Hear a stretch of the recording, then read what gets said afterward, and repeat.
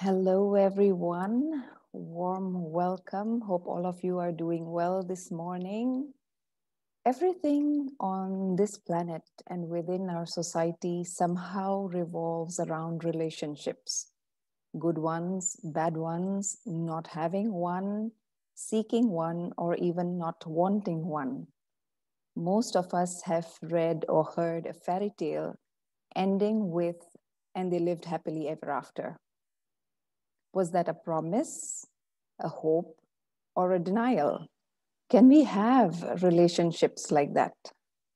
Joining us today, Sister Kiran is joining us from Eugene, USA. She administers the Brahma Kumari's Peace Sanctuary Meditation Center and is the project manager of the One Link website for BK students. She also conducts regular teachers training, which I was once part of, for BK students who wish to learn the foundation course. So let us all welcome Sister Kiran. Om Shanti.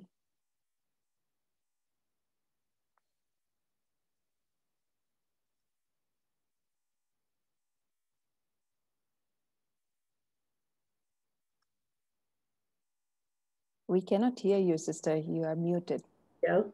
The phone was in the background. Sorry. Yeah. Welcome. Good evening to you. Thank you. Thank you for joining us today. Thank you for inviting me. So over to you now. Okay.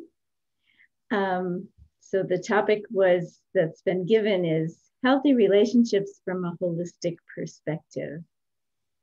And I'd like to start with a little story that I recently heard from a colleague of mine.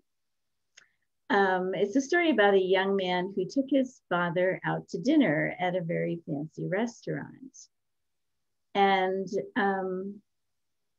as they were eating their dinner, the father was quite elderly and quite feeble, and he wasn't managing very well. His hands were shaking when he tried to put the spoon in his mouth, and food was falling on his jacket, and soup was dribbling down his chin, and he was really kind of food was falling on the floor. He was really quite clumsy about everything. But the son was not bothered by this at all. However, the other patrons in the restaurant were noticing this, and they were thinking, how disgusting, this old man, he shouldn't be eating in restaurants, and all this kind of judgment was going on. Anyway, the son and his father happily finished their meal, and then the son took his father to the washroom, and he cleaned him up, and he took the food off of his clothes and everything, and he combed his hair, and then he brought him back and paid his bill. And as they were about to leave the restaurant, one of the other patrons said, "Son, you left something behind." And the son says, "No, I didn't leave anything behind." But the patron says, "Yes, you left something behind." What do you think it was that he left behind? I know we can't be very interactive here, but what he had left behind was a lesson about relationships and about love. And when there's love in relationships, you really overlook so many things, so many defects that other people might find hard to tolerate. But because of love, you can handle them. Love gives you that handling power. So in 1976, I moved from Montana to California to study holistic health. And it was a relatively new field at that time. And of course, we had things like traditional Chinese medicine and Ayurveda, which for centuries were modalities of healing that looked at the whole person. But what had happened with Western medicine, when they discovered that germs can be a cause of disease, the whole shift of focus turned towards fixing germ-caused diseases. And so that meant looking at symptoms, treating symptoms, and that meant a heavy focus on pharmaceuticals, for example, for the treatment of disease. But after a few decades of this, the shortcomings of this approach started to become obvious. For example, some treatments were worse than the disease. And also people with certain conditions, especially chronic ones, were not being helped by this approach. And so then people started to look at more holistic methods. And this brought together for me something very, three things that were always interests of mine my whole life up to that point: physical health and psychological, understanding the human psyche, emotions, and the mind, and understanding spirit. I was very interested in the spiritual realm. And holistic means body, mind, and spirit. So this evening, I'm going to look at relationships from the level of the body, from the level of the mind and emotions, and from the level of spirituality. And I'm hoping that you will take away some really practical things that you can use, even starting today, to help improve the health of your relationships. Okay, so if we look at the body, relationships at the level of the body, I think we know what healthy relationships look like on the physical level. It's when people of whatever background can live together with love and cooperation in peace and harmony. And relationships at the level of the body are based on the senses: appearance, attractiveness, skin color, and things like that, place of birth, so many things. But healthy relationships, even at the level of the body, are free of stress and fear. However, we can see very easily today, because it's so widespread, what are the symptoms of unhealthy relationships at the bodily level. So fear and stress obviously are there, but also things like domestic violence and crime and prejudice, institutionalized or systemic racism, xenophobia, police brutality, gun massacres, war. I think you would agree that all of these are signs of unhealthy, very diseased relationships on the physical level. And to heal relationships at that level is probably the most difficult way of tackling it. But we do have a number of measures that people are undertaking to try and heal things on that level. We tried desegregation, for example, which took care of some of the problem, but it just went to a deeper level. But now we have programs like restorative justice. We have counseling programs for people, abusers, who are perpetrators of domestic violence and things like that. But we can also, because a lot of this behavior on the physical level is unconscious. It's based in people's biases. And biases are largely unconscious. People are not aware of their prejudices and their biases to a great extent. And some of them are very subtle. And biases sort of harden or get embedded into beliefs. And then we get into bigotry and all sorts of bullying and other kinds of negative social behaviors. So one of the things that you can do as a person to help get rid of unhealthy relationships on the physical level is to become aware of your own biases. And there's a handy little tool put out by Harvard called the IAT, the implicit association test, I think it's called. Yes, the implicit association test, the IAT. You can go online, it's free, and you can take it to see what kind of biases you have in terms of racism or gender or religion, things like that. You can check it out there.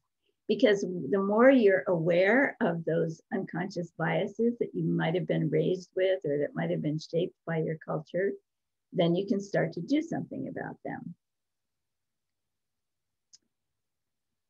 Now, if we go to the level of the mind and the emotions, let's look at unhealthy relationships on this level first, because I think you would all agree with me that when a person tries to control or exert power over another person mentally or emotionally, when they use sarcasm or belittle people in front of others or boss people around or argue or shout loudly, or maybe they give someone the silent treatment, they ignore them. I think you would agree that all of these are not signs of a healthy relationship. I hope you would agree that. And one relationship in particular that is fraught with vulnerabilities is the parent-child relationship. Many parents fall into the trap of wanting to make their child become like them or live up to their expectations or fulfill some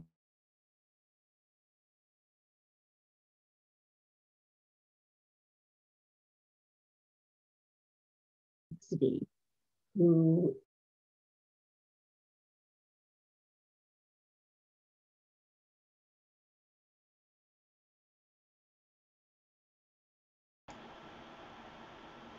sorry, the internet just went down. I don't know if I'm still on Spotlight or not. Yeah, you are, sister. Can go ahead. Is the sound okay? Yes, the sound is fine. Okay. So I was starting to tell you about this friend I knew in university, and his father was a big donor of that particular university. In fact, there was a room in the student union that was named the Kimball Room after this guy's dad. And this guy's dad wanted his son to become an engineer. But the son had a passion for music, and especially medieval kind of music. And by the time he was in college, he was already a very accomplished lute player, a lutist. I don't know if you know what a lute is, but it's kind of a medieval sort of instrument. And anyway, the son went ahead and pursued his dream and eventually became a music professor at another university. But during the time that he was at school, at the same time as me, his relationship with his father was really on the rocks because he was not living up to his father's expectations. And so we really need to see how much pressure do we put on our children instead of, I mean, our children are really God's gift to us, right? And we should maybe experiment with thinking about what they have come to teach us instead of what we are going to impart to them. I have a daughter who's now 50 years old, in her 50s, and I always say about her that she brought me up. Not that I raised her, but she brought me up because I learned so much from trying to understand that particular being. So the other thing is that we often raise our children with fear tactics. We say, don't do this, don't do that.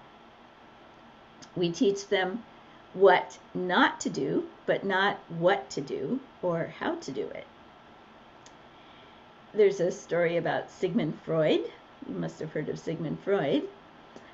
One day he and his wife and son went to a park, and they were enjoying themselves in this park, and it came time to leave, and all of a sudden they couldn't find the little boy, and they were looking and looking for this little boy. Finally, Freud says to his wife, "Did you tell him not to go anywhere?" And the wife said, "Yeah, I told him not to go to the wading pool." And Freud says, "That's where he is." And sure enough, there was the little boy with his feet in the water. So what this illustrates is something called, it's a curious phenomenon. It's called the white bear phenomenon. I don't know if you've heard of this, but some researchers put a bunch of people together in a room, and they told them not to think of white bears. And so for the next half an hour, all these people thought about was, why aren't we supposed to think about white bears? What's the significance of this? I've never even seen a white bear. Why should I not think about one, right? And so what they discovered was that when you give yourself an instruction, or when anybody gives you an instruction, it goes into your working memory. And your working memory doesn't judge where this is good for you or bad for you. It just knows that it's important because it's in your working memory, and you therefore have to think about it. And so then you start thinking about a don't. And you think about it so much that eventually you go and do what it says you shouldn't do, right? It's actually called the ironic something something too. I can't remember the technical name from it. So what do we say to our children? Don't talk to me like that. Don't act like an idiot. We should delete the word don't from our vocabulary, even when we're talking to ourselves. Like, don't eat that, you'll get fat. Don't smoke, don't drink, don't. But what we should do instead is say what we are doing, and tell our children what we want them to do, what we want to happen. And you have to use short, positive, present tense sentences, like, I am doing this now.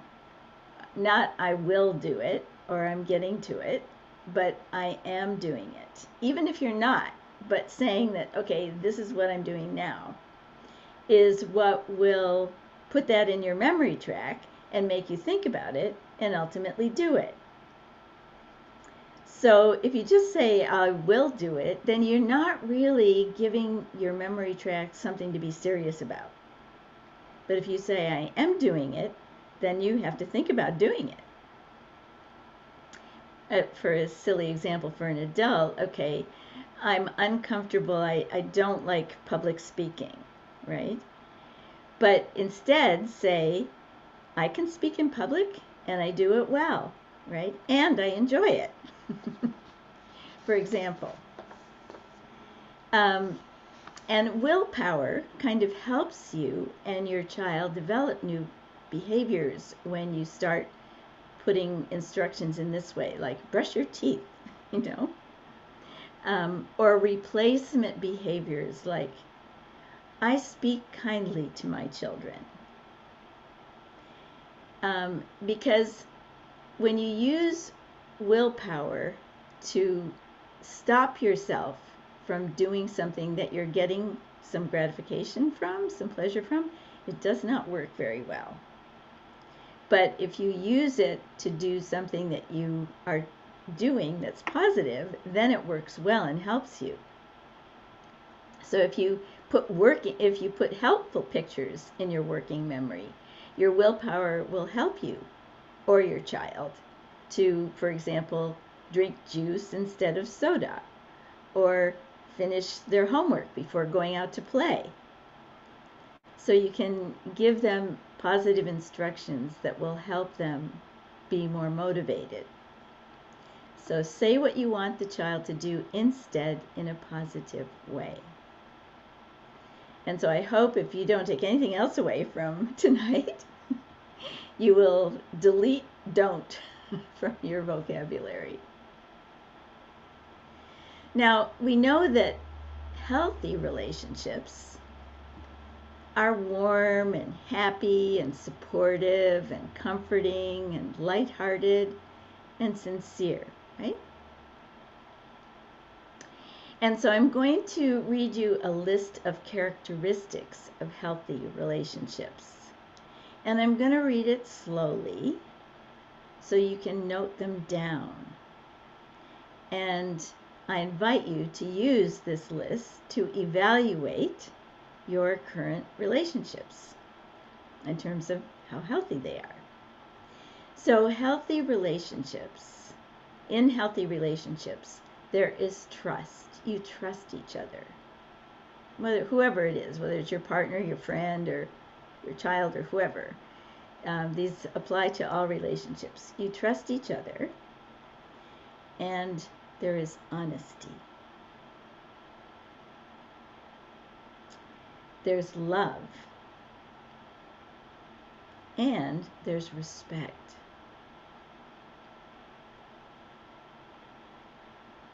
Healthy relationships are characterized by realistic expectations and by forgiveness when the others with whom you're in relationship have shortcomings. Another aspect of healthy relationships is authenticity and a positive mindset and humor. Can you be playful and fun with your child, with your partner, with your parents? Do you have a balance of independence and companionship? Because one of the characteristics of unhealthy relationships is a kind of codependency where it's based on need and wants and power and things like that, rather than being you're independent in your own right, but you like to be together, companionship. Another characteristic, sharing responsibility in the relationship. It's not all on your side and it's not all on my side. We share the responsibility. And also, a healthy relationship has effective communication. And that is a shared responsibility because both people have to communicate effectively, both in sending and receiving messages. So verbal skills, active listening, the ability to resolve problems and issues, all this is effective communication. Am I going too fast, or everybody getting a chance to write these things down? I should look at the chat here. It went away when the internet went down. Okay, I don't see any complaints. So another thing about healthy relationships is there's shared values, commonly accepted values that are mutually agreed values, you could say.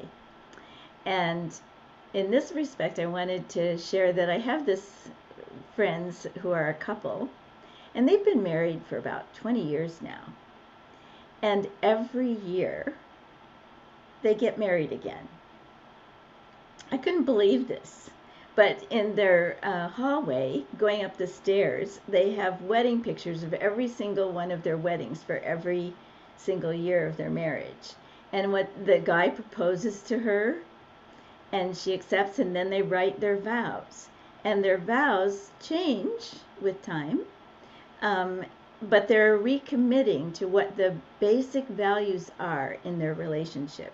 And they renew these vows every year, and they get a different priest to administer their marriage vows, and they find some beautiful place. Sometimes they do it in their home, and they invite their friends, and they have a big dinner and all of that. It's really quite nice way to sustain a relationship over a long time, is revisiting the values that you share together. And lastly, and maybe even most importantly, people in healthy relationships know that they're responsible for their own individual happiness. So they don't blame others for their negative feelings, like, you make me angry, or you made me so angry. You know, nobody makes you angry. You choose to get angry, because you can also choose to not get angry in certain situations. So I came across this very interesting study that was done in 1990 by this man named John Guttam. And what he did was he observed 130 newlywed couples, and he would observe them over the course of a whole day, how they interacted with each other, and like that, right? He would just observe them. And he noticed that throughout the day, one of the partners would make a request for a connection with the other person. And this researcher, Gautam, called it a bid. And it would be something like, oh gosh, there's a beautiful bird out there. Can you see it? And he's asking the other person to pay attention to something that he's seeing, right? It's like a bid for that person's attention, a moment of connection where they could share something together. And he discovered, well, then what happens is the other person in the relationship has a choice. Does she engage with it and go see the bird, or does she just keep busy doing what she's doing? I'm reading a book right now, don't bother me, you know? What does she do? And so it might seem like a minor thing, but it turned out that the extent to which these little moments are addressed tells a lot about the health of a relationship. So 6 years later, he goes back and he checks to see how many of these couples are still together and how many of them got divorced. So I'm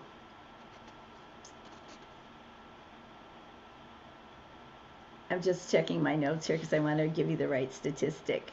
Couples who divorced after 6 years had turned towards each other bids only 33% of the time. Only 3 in 10 of their bids, they're asking for the partner to notice something or to think about something or do something. Only 3 in 10 of those requests were met with some kind of connection. The couples who were still together after 6 years had turned towards each other 87% of the time. In other words, 9 out of 10 of their interactions, they were meeting their partner's requests for connection. And those who stayed together, the researcher called them masters. And those that didn't, he called disasters. And he found that there, and I'm just quoting now, there's a habit of mind that the masters have, which is this. They are scanning their social environment or their partner or their friend. They're always kind of looking for things that they can appreciate and say thank you for. They are building a culture of respect and appreciation very purposefully. The disasters, on the other hand, are scanning their environment and their people they're with for mistakes. And so these researchers found that contempt and criticism are the main factors that kill love in a relationship. And this can happen with parents and children too. You know, a kind of criticism, constant nagging. Why don't you pick up your clothes? Can't you ever do anything right? You know, that kind of belittling, critical talk. It kills love in a relationship. People who ignore others in the relationship or respond very minimally, it causes the other person to feel worthless and unseen. And maybe you've had that experience and you know what that's like.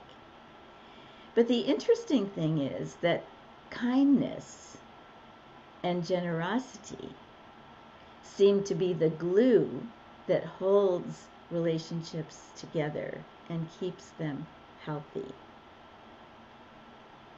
And it's useful to think of kindness as kind of like a muscle because it can be developed.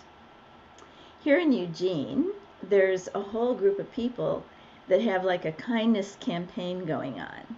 And it's spreading in other communities around the world too. But there's one of the founders behind it is a guy named Doug Carnine. And he's written a book called How Love Wins, The Power of Mindful Kindness. He's kind of from a Buddhist background. And he couples the whole idea of kindness with the idea of meditation as a tool for healing relationships.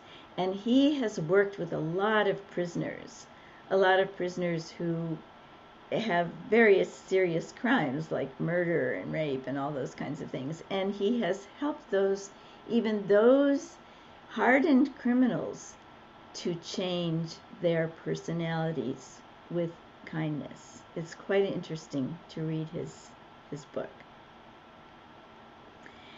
Now, when we're talking about mind and emotions and relationships on the mental and emotional level, one thing that comes up a lot is IQ and EQ. You might have heard of IQ, intelligence quotient, right? And sometimes when we think of IQ, we think it's a fixed thing. You're born with it. That's your IQ. You know, you're stuck with it for life. And basically, it's a test that you take, and it compares you to other people in your age group, and it reflects how well you do in certain intellectual exercises or questions. But the thing is that IQ can be developed too, depending on your environment and the opportunities that you give yourself. You can increase your IQ. Now, have you heard of EQ, your emotional quotient? This has been recently a popular approach. There's a guy named Dan Goleman that's written a book on EQ, emotional quotient. And EQ is a set of learned skills that complements intelligence. It's the ability to identify and manage your emotions and those of others. And it's very interesting. It includes things like self-management, self-awareness, social awareness, and relationship management. But it's very interesting how important it actually is in one's life. And for an example, you probably know people who are brilliant intellectually, but their social skills are non-existent. And, you know, you can think of the typical nerd, right, who's just, He doesn't know how to behave in society. He just is there, but he's great with electronics and things. But they have found that EQ is very important, and that IQ, your intelligence quotient, only contributes to about 20%. It only contributes 20% to your overall success in life. So 80% is how good you are at EQ, what's your emotional quotient. And having a high emotional quotient, a high EQ, helps people build and maintain stable, rewarding relationships. And people with a high EQ do not have a problem with differences of opinion. They can still communicate in affirming ways that minimize conflict. So this is a high EQ person. And the people who are managers who have a high EQ, they're the most successful managers because they know how to deal with people. So to develop a high EQ, you need to acknowledge your emotions, your feelings as something valuable. And you also have to acknowledge other people's emotions and feelings as something valid, valuable. There's a reason somebody's feeling upset. There's a reason someone is sad. There's a reason someone is anxious. There's a reason I'm anxious or I'm upset. And I don't need to just discount it or push it down. I need to experience it. And so one of the things you can do to develop your EQ is when you ask someone, how are you, to really want to know how they are. And when someone asks you, how are you, to really share authentically how you are. If you're really fine, say, I'm fine, I'm great. But if you're not feeling good, say, I'm a little under the weather today, or something, at least it's authentic. And instead of complaining, which is kind of blaming, like they don't care about me, it's like put it in and make I statements. I don't feel appreciated right now. Instead of you don't care about me or you don't care what I feel, right? You say, I don't feel appreciated right now. I don't feel seen right now. And then when other people show emotion, you can accept it and validate it. Yeah, it's good that you're sharing this. I'm with you. I'm just here with you. Let it out, whatever it is. Especially when it's something like people grieving or they're sad, they're experiencing a loss. That's okay for them to be like that. And you just be with them with empathy. And another thing you can do is try to reflect on your emotions and see where they're coming from. Was it from childhood you've reacted in this way? Was it, what is it that's causing you to feel this way towards this person or in this situation? And then learn how to handle your emotions, appropriate emotional behavior, because then you'll be able to handle the emotions of others. Understanding and awareness are the keys to this. And in healthy relationships, awareness and connection are very important. So one of the things I'm hoping that you'll take away from this today is to become more aware of people who are putting out bids for your attention and choose to be with them. Choose to not just say, don't bother me, but choose to pay that moment's attention and give them that connection. Now, we're coming to the spiritual level. I hope I'm going to have enough time here to get through this. What are the signs of a healthy spiritual relationship? So here's another list, okay? First of all, knowing what you believe in and what you value. Knowing what deeply motivates you. And then acting from those principles, from your deeply held values. And living according to them. Don't be a hypocrite.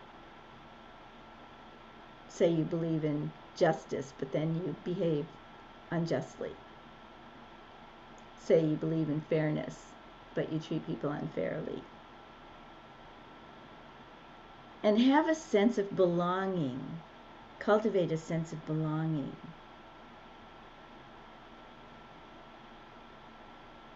Another one is value others for their differences, not despite their difference from you, but be interested in the ways that people are different from you. Also, it's good to have a bigger picture. So see yourself as a player in a larger drama. You know, cultivate a sense of your place in the world, not just in your little own tiny world, but in the world as a whole. Expand your sense of self, because the world is a stage and we're all playing our part in this drama of life. So start to see yourself with that expanded perspective. That's a spiritual perspective. And also, when you're in a situation, try to detach from it, stand back from it, and see the wider context or the bigger picture. And then, of course, the spiritual perspective, when you have problems in relationships, learn to grow from your mistakes. Learn to grow from setbacks. If there's suffering being caused, learn from it. And also, be grateful. Cultivate gratitude and look for ways to give something back to the world that you live in. So, as I was looking at relationships from this perspective of body, mind, and emotions and spirit, I realized that at all levels, we need to increase our awareness and develop our mastery of certain skills in new ways. For example, at the body level, we need to become aware of our unconscious biases, our prejudices. For example, taking that Harvard IAT test. And then we need to work on developing some mastery over our perceptions so that we're not just perpetuating those perceptions. At the mental and emotional level, we need to become aware of our feelings and develop a sense of emotional mastery so that we're just not blurting out things or reacting all the time. And develop the skills so that we can turn criticism and judgmentalism into compassion and empathy and kindness. And then we need to become, at the spiritual level, we need to become aware of our highest and deepest values and develop the courage to live by them. There's a guy, you might remember this from the teacher training, Jabeen. I don't know if I played this video in that training you were in, but it's a guy named Mark Robert Waldman doing a TED Talk. And his talk is about how words can change your brain. And he shows that when you say the word no, your brain is, the dendrites in your brain are actually shriveling up and dying. So sorry for killing a few of your dendrites just then. But when you say the word yes, or when you hold big ideas, it causes those dendrites to grow and to form new neural networks. So don't say no to your children. Find ways to say yes, and find ways to give them a big idea, because that's to give them big ideas. Values are big ideas. Like, try to get them to understand what their values are, and then you're expanding their dendrites.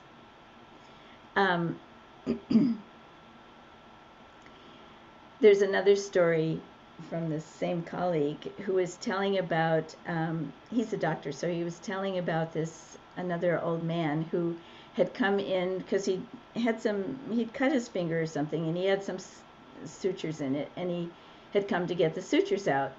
And he came first thing in the morning to the hospital, and he was kind of in a hurry and impatient, and he kept looking at his watch. And so the doctor, who's examining him and finding that he could take the sutures out, and he starts taking them out. So he says to the old man, "How come you're in such a hurry? Do you have another appointment with another doctor?" And the old man said, "No." He said, I want to go and have breakfast with my wife. She's in a nursing home nearby, and I need to get there by 9 o'clock. And so the doctor asked him some more questions and found out that his wife in the nursing home had Alzheimer's disease. I don't know if you know what Alzheimer's is, but it's a form of dementia that you lose memory.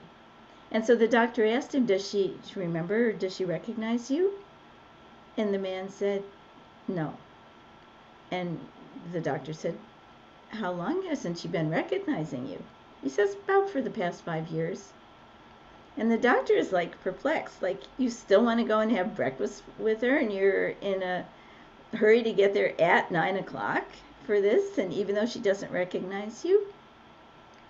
And the old man said, well, she doesn't recognize me, but I know who she is. So this is love. And this is a healthy relationship. Who is that man recognizing? It's not the body or the incapacitated brain. It's the being of his wife that he loves. And he knows that she's still there somewhere, and he wants to be with her. I thought that was a very touching story. Now, I just want you to, I'm going to close up here pretty soon, but I want you to just do one other little thing. I want you to put on your piece of paper a little dot that represents you. And around that dot, I want you to put the members of your family and your friends, and I want you to put them in proximity to that dot as you feel that you're in connection with them in a healthy relationship. So if you're close to them, you're close to somebody, you're going to put it right, that person's dot right next to yours. If you're a little bit more distant, you're going to put that person's dot a little further away, right? So I want you to do this. Put these dots of the people that you know around yourself, your closest friends and family, and then maybe your co-workers, and you know, all the people that come into your mind. Just take a minute and do that.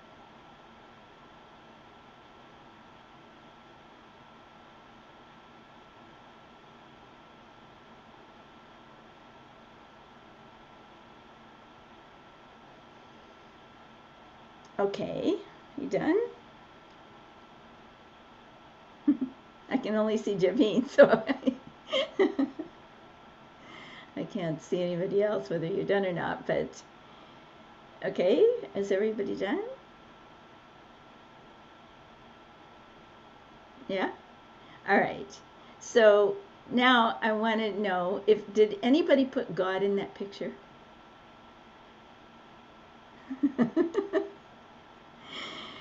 Do you not have a healthy relationship with God?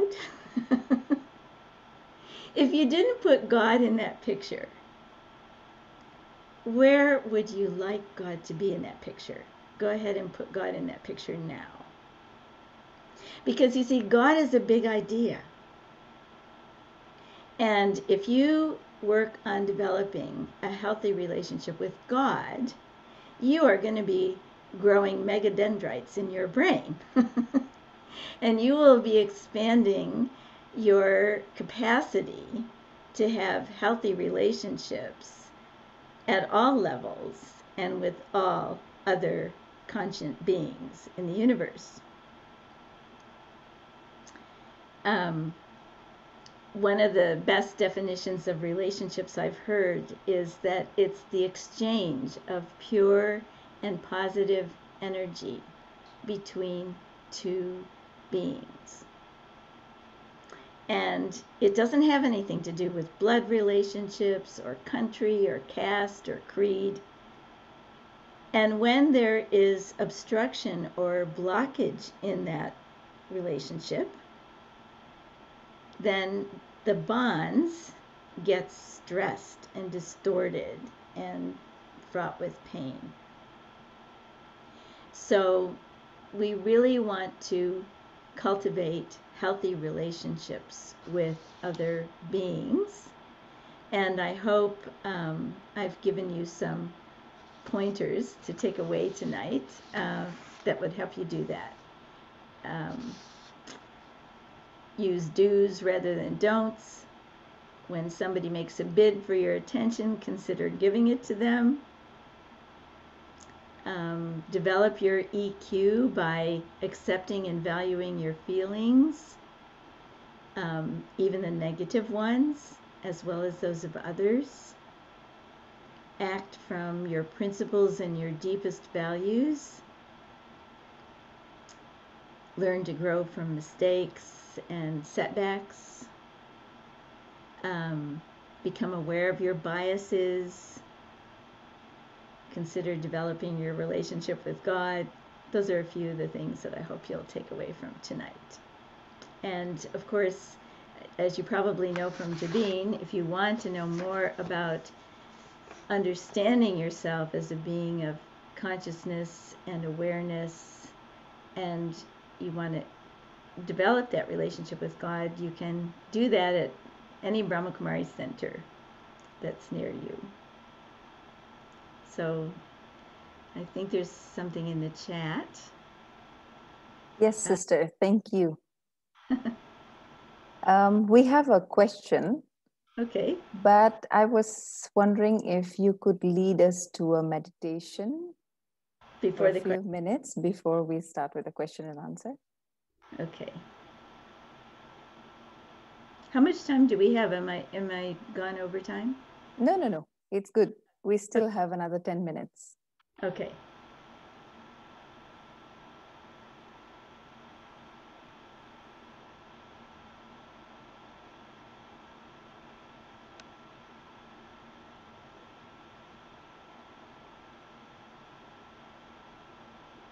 So take this moment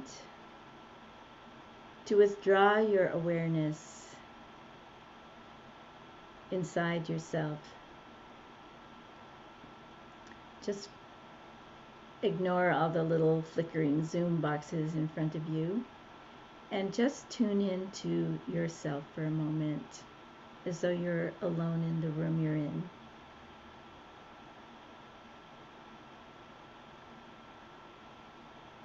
And ask yourself,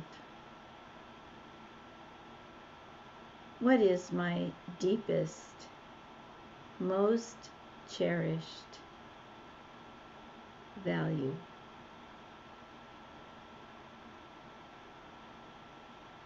The value that I always try to live by. What is that?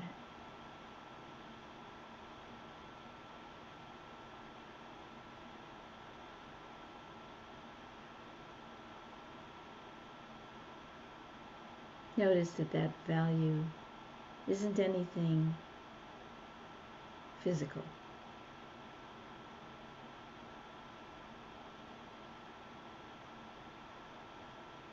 It could be love, could be truth, could be wisdom, could be peace, could be compassion.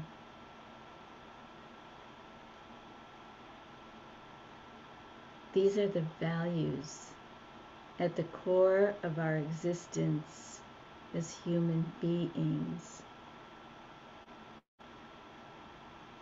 that give meaning and purpose to our life, that set us above the other species.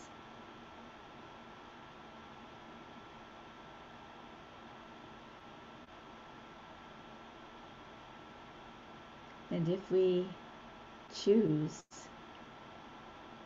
to live by this deepest value, which has been given to us in trust, we didn't create it, we just accepted it.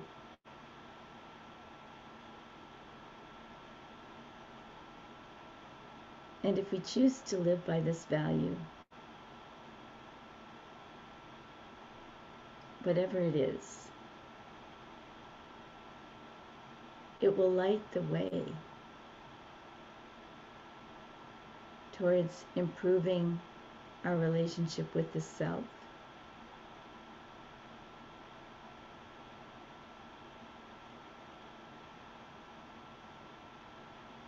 with others, other beings, and especially with the Supreme.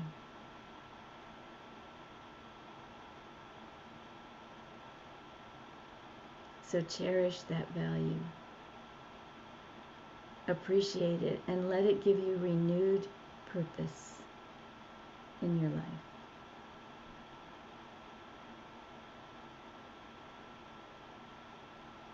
Om Shanti.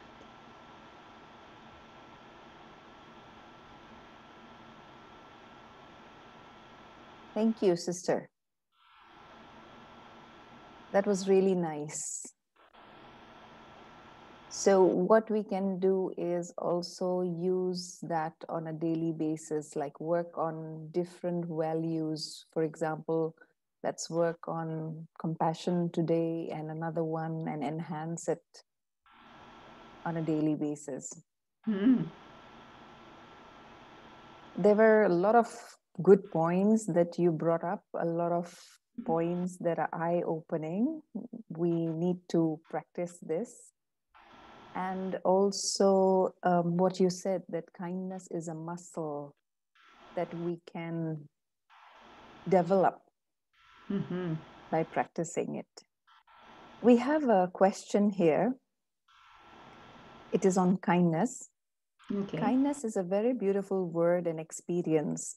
Some do not believe in it at all just by looking at the material world or witnessing unfortunate experiences in life of self and others. What would be a good holistic attitude or actions for the self when being around or meeting souls like that? Well, I think you have to practice kindness towards them. And, you know, they may mock you for it, but why be dissuaded by that?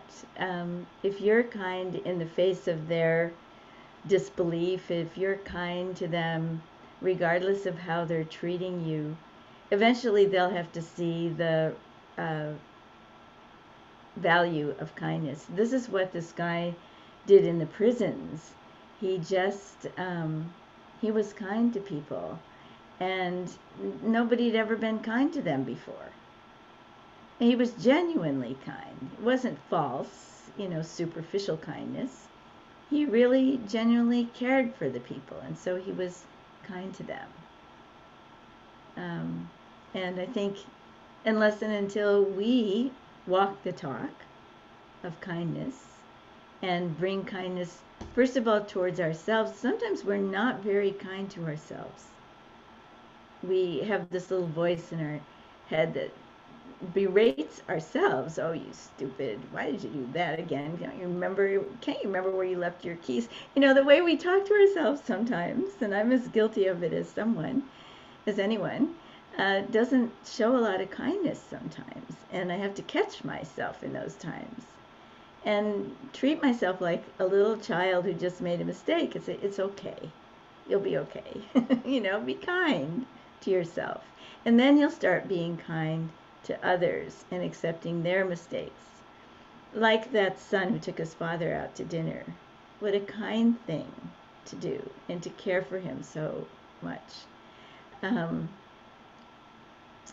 so I think this is the only thing we can do, is to be kind to them.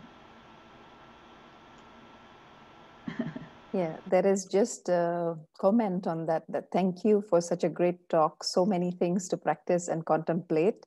Your first story of the man and the sun touched my heart. Mm-hmm. True selfless love. Mm-hmm. Yeah. And coming back to what you just said, there is a question on that. How do we learn to love ourselves in order to overcome being needy in relationships? Yeah, that's a really good question, and it's a very deep question, because the interesting thing is, we know what love is because we know when we don't have it. And we know what peace is because we know when we're peaceless. We know what compassion and kindness are. And the only reason we know those things is that we must have experienced them before. It's in our DNA. We know what those things are. So what's happened is that we've become empty. We have, and if you go to the meditation center, you will learn and understand more about why and how this all happened. But many of our belief systems teach us that we were, born into a heavenly situation, and then something happened and we were cast into outer darkness, right? And it's true in a way. We have been on an eternal journey. The spirit is immortal. It's been on its eternal journey for a long time. And in the course of that journey, our consciousness, because spirit is consciousness, our consciousness has become more and more preoccupied with material things, with temporary things, with things that gratify the senses but not the spirit. And as a result, inside the spirit has become empty. And we're trying to fill that emptiness with things like food or fun or whatever, but it's never getting filled. It's just becoming a bigger hole. And so when we start to realize that there is this emptiness inside and that we don't see anything in ourselves to love, we have to remember that we know what love is, that we experienced it before, and we have to start being loving. And it's funny that even if you have hardly any love or any feeling for anybody, but if you just do start by doing a little act of kindness, you'll find a little happiness comes from that. And then you want to do more things, and you find more ways, and your happiness increases, and your love for yourself increases.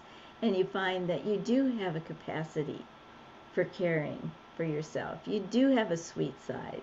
You do have a compassionate side. And you start noticing that sometimes you are there for other people.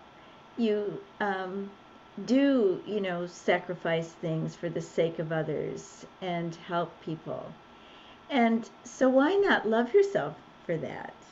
And then if you have God in your life, you have to know that God loves you unconditionally, because that's who God is. God is love and an ocean of love. And if God can love you, why can't you love yourself? So there must be something lovable about you, and your job is just to find it out. It's not about becoming arrogant that I'm so good I now love myself. But it's with humility, realizing that I'm a human being like everyone else. I have positive traits, I have shortcomings, but I'm valuable.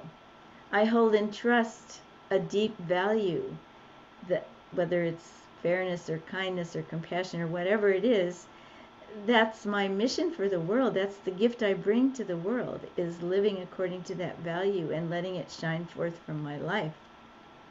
So that's something I can love about myself, is it not? And I wouldn't be sitting here taking this course or listening to this class if there wasn't something deep inside me that loves spirituality or loves wisdom or loves the divine, whatever you want to call it. So have faith in that and let yourself love yourself for that. I hope that helps. Thank you. That is indeed very nice. Very nice is what we need to see, is how we need to see ourselves, that God loves us. It's a very nice, beautiful point. Thank you, Sister Kiran, once again for joining us today and sharing a lot of thoughts that we need to work on, we need to ponder upon. And I'm sure all the participants today have taken their notes and will definitely work on this. I'm sure I am going to. Okay, I'd love to see you all, but I still don't suppose, I don't know if you're too shy to put on your videos, but it'd be nice to see you, at least to say goodbye. Yeah. Okay, here you are. Otherwise, it's interesting talking to flickering names. Yeah. Thank you very much for having me. Thank you. Thank you for joining us today. Our next session will be on Saturday, the 7th of November. We have also a very good speaker joining us. So do let me know if I've dropped my number on the chat box. Do let me know if you're interested and I can send you the details. Thank you very much. Have a nice weekend. Okay, Thank you, sister. Om Shanti. okay.